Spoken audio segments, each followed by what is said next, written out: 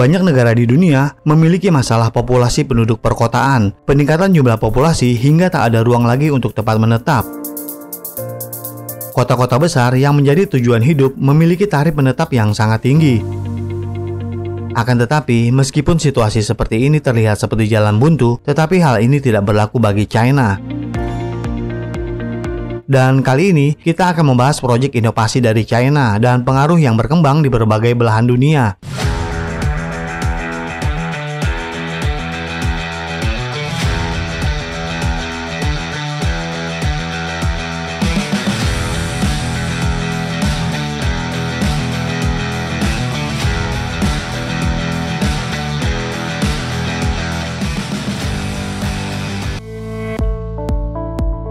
Proyek inovasi dari Tiongkok ini adalah proyek konstruksi paling canggih dan besar di China. Dan proyek ini sanggup mengatasi krisis populasi yang terjadi di China. China adalah negara dengan populasi 1,4 miliar orang, dan sebagian besar kota di China menampung lebih dari 1 juta warga. Hampir semua kota-kota di China memberikan kondisi kehidupan terbaik dan paling maju untuk para penduduknya. Kota-kota ini menawarkan segala fasilitas terbaik untuk penduduknya, sekaligus memainkan peran sangat penting dalam keseluruhan PDB China. Akan tetapi, di setiap kemajuan sebuah kota tentu akan diiringi dengan pertambahan jumlah penduduk yang selalu meningkat dari tahun ke tahunnya. Kebanyakan orang menginginkan tinggal di kota-kota yang paling maju dan memberikan kehidupan terbaik untuk anak-anak mereka, sehingga sebagian besar keluarga memilih beralih ke kota-kota yang berkembang pesat. Dan hal ini juga terjadi di Beijing, ibu kota China. Dengan populasi lebih dari 21 juta orang tinggal di sana, kekurangan rumah telah menjadi masalah utama. Sejak tahun 2021, sangat tidak mungkin untuk menemukan tempat menetap dengan harga di bawah $17.000 Amerika per meter perseginya. Tetapi tetap saja banyak orang yang menghabiskan banyak uang untuk apartemen. Ini menunjukkan bahwa orang tidak punya pilihan lain selain menghabiskan banyak uang untuk tinggal di kota-kota ini. Jika banyak orang ditampung dalam satu kota, maka ini akan berdampak pada PDB China. Belum lagi dengan permasalahan kemacetan yang ekstrim setiap harinya. Hal ini telah menyebabkan kerugian miliaran dolar dalam PDB China, dan permasalahan seperti ini harus segera diselesaikan untuk mengakhiri penderitaan penduduk setempat. Akan tetapi pertanyaannya, akan dibawa kemana orang-orang ini? Karena orang-orang ini tidak mungkin mau tinggal di daerah pedesaan yang masih berkembang. Dan jika semua kota di China futuristik, lantas bagaimana orang mau tinggal di daerah pedesaan yang kurang berkembang? Hal ini telah menjadi masalah serius di China, dan China harus segera menyelesaikan dengan berbagai cara. Banyak negara-negara di dunia yang membiarkan saja hal seperti ini terjadi di negaranya. Akan tetapi, China selalu punya cara, dan rencananya kali ini, China memiliki solusi, yaitu menyediakan tempat tinggal yang lebih baik untuk mengakomodasi penduduknya. Dan langkah ini selanjutnya akan menjadi dorongan besar bagi perekonomian China. Solusi ini lahir dari sebuah ide, bagaimana jika sebuah kota dikembangkan. Karena pada awalnya, Beijing juga terbentuk dari sebuah daerah pedesaan di China. Kita semua mungkin tahu bahwa mengembangkan sebuah tempat pedesaan adalah hal yang sulit, bahkan tidak mungkin. Tetapi bagaimana China bisa membuat satu kota maju di daerah-daerah pedesaan? Ini terlihat seperti sebuah ide konyol, sampai ketika China mulai mengerjakannya dan berhasil mewujudkannya. Rencana kota baru ini diimplementasikan dengan gagasan rumah baru untuk fungsi-fungsi non-esensial Beijing. Tentu itu akan memberikan kelegaan besar bagi kota besar seperti Beijing. Kepadatan akan berkurang dan pusat ekonomi baru akan diproduksi.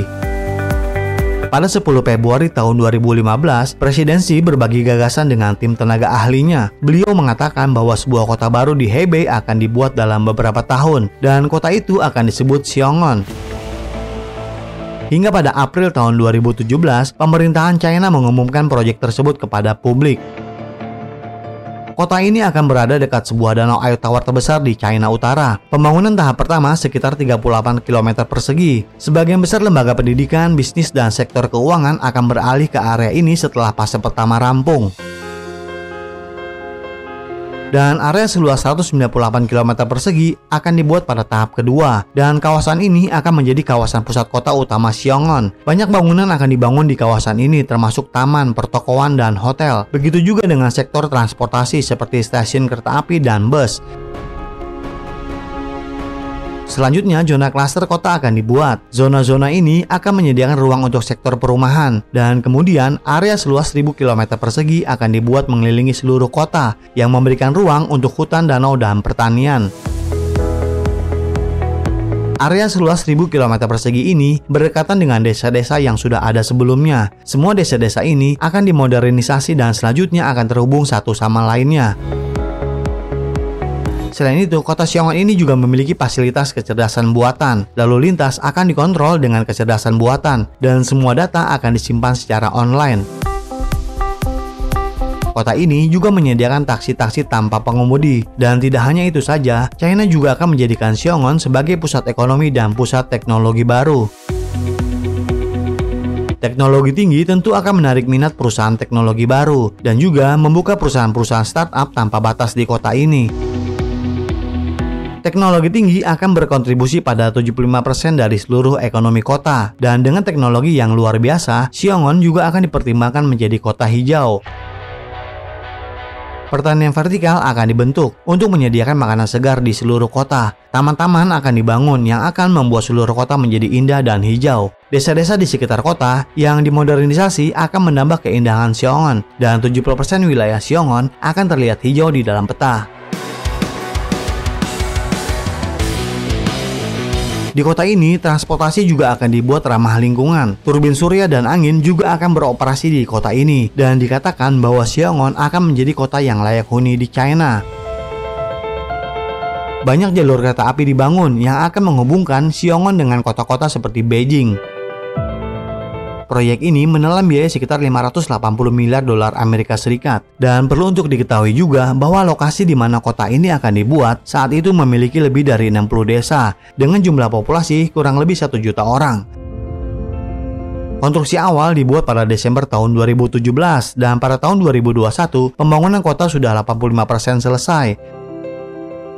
Lantas, bagaimana kota baru ini akan menguntungkan bagi China? Yang pertama, kota ini akan memberi ruang bagi banyak bisnis yang hampir mati lemas di kota-kota besar lainnya. Kota ini akan meningkatkan inovasi dan teknologi. Serta dengan kehadiran jaringan kereta api baru juga akan meningkatkan kredibilitas perkeretaapian China.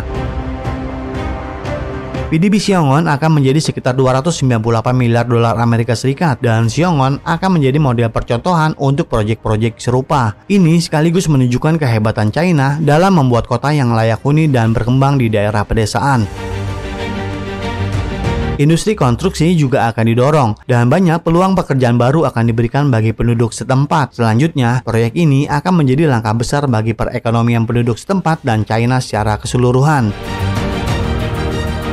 Proyek ini memang cukup sulit untuk diwujudkan, akan tetapi ini adalah tantangan baru dan menarik bagi para insinyur China. Jadi, apakah pemerintah negara Anda juga akan membuat kota modern di daerah pedesaan, atau hanya China yang mampu melakukannya? Silahkan berikan komentarnya di kolom komentar kami. Terima kasih dan sampai jumpa di episode berikutnya.